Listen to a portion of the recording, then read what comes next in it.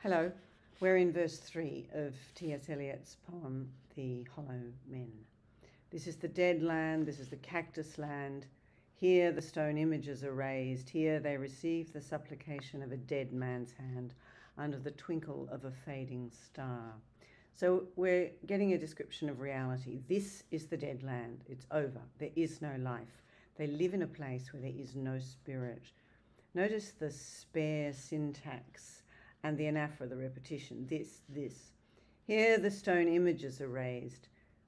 This evokes all sorts of things, from graveyards to the big heads on Easter Island, to the pyramids, to the ziggurats, to memorials, idols, Stonehenge, the pyramids. They're false gods, a lot of them, or they're attached to religion in some way, to the idea of death and the afterlife. And the suggestion, because it says, here they receive the supplication of a dead man's hand. The suggestion is that these stone images are things that people pray for and that they ask for something from. But here, the supplication, the request, is from a dead man's hand. So although dead, the man remains supplicant, and perhaps literally rigor mortis has frozen his arm in an impossible rigid movement, or perhaps it signifies that the dead man cannot move past this land and on into the next life. It also evokes Kurtz back in Heart of Darkness, who, when near dead, is on a stretcher and raises his hand menacingly, kind of benediction to the people who are around him. And the last line, under the twinkle of a fading star. Now, in the previous visitation from the star was solemn, it was serious. Now it's twinkling, which suggests that perhaps there is some life there. So perhaps this is the very faintest suggestion that in this dead land, this cactus land, the desert imagery is the governing metaphor for the whole scene. Perhaps there is in fact some faint hope twinkling there in the star. Is it like this in Death's Other Kingdom? Presumably Death's Other Kingdom is the afterlife. It's the place that the hollow men can't get to. Waking alone at the hour when we are trembling with tenderness, lips that would kiss form prayers to broken stone. Waking alone at the hour when we are trembling with tenderness, the vestiges of human love, the sense of there being an erotic impulse, the agony of desire that the human heart can feel, but it's fragile and the tone is gentle, it's lovely. It contrasts quite sharply with the previous, this is dead, this is cactus. So here we see something which is rather precious and reminiscent of the last verse of Preludes, where we have the infinitely gentle, suffering thing, same tone. But here, while there is love and while we are trembling with tenderness, lips that would kiss don't kiss. They don't kiss. This is an allusion to Romeo and Juliet. You'll remember the pilgrims kiss the hands. Palm to palm is holy palmer's kiss, so it's not lips that we kiss with. Lips that would kiss form prayers to broken stone, those stone images that were just mentioned. So the erotic impulse, the loving heart, is redirected toward religious worship or to the hope of salvation. Or possibly, we can also say that spirituality and erotic love are awakened, but they can't be acted on. They can only be diverted to prayers to broken stone. In section 4, we are back in hell's vestibule in this waiting room. The eyes are not here. There are no eyes here in this valley of the dying stars. The stars have stopped twinkling and now they've begun to fade. God and his light are leaving us. In this hollow valley, this broken jaw of our lost kingdoms.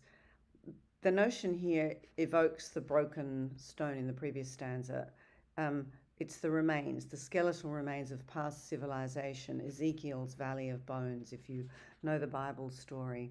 So nothing is there. The eyes are the hope for redemption, but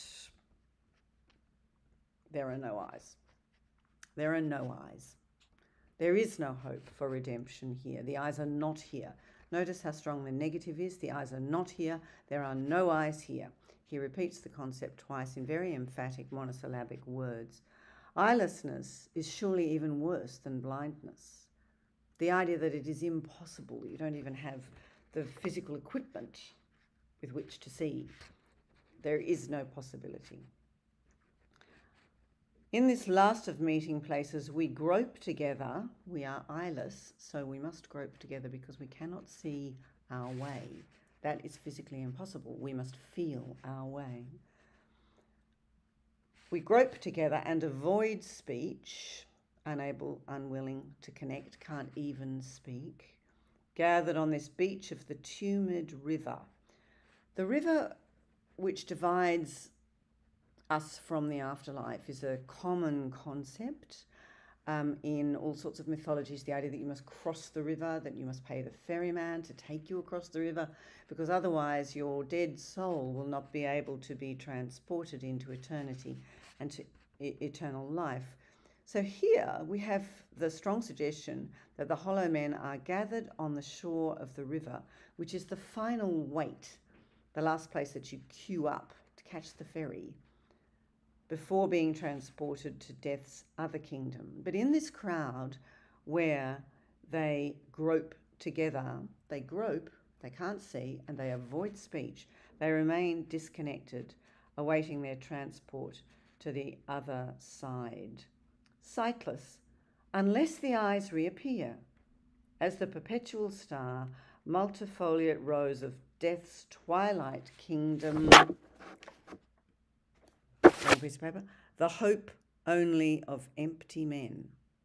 Now this is, to my way of thinking, a very clear statement that the only way that we can get off the bank of this river and get into the afterlife is if God reappears to us. So we are sightless unless the eyes reappear. Unless God in heaven reveals himself, we will remain sightless. But if God or heaven shows itself to us as the perpetual star, so the star that will not fade, will not twinkle, the star that will be there for us, will be everlasting, multifoliate rose.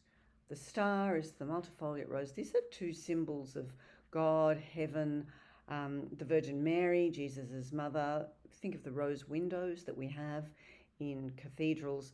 The idea that multifoliate's got lots of petals, that particular rose is symbolic of heaven, of Christ's mother in so many ways. So the hollow men at this point say that we're going to be sightless unless, and there is hope, that little key word, unless, suggests that things might change, they might improve, unless the eyes reappear as the perpetual star. So the redemptive symbol of heaven is beyond the reach of the hollow men. They can't go to it. But if that star chooses to show itself, or the multifoliate rose makes an appearance in death's twilight kingdom, actually that is, and then I love the next two lines because of their reversal of the syntax you would expect. The hope only of empty men. Not the only hope of empty men, but the hope only of empty men. In the next section,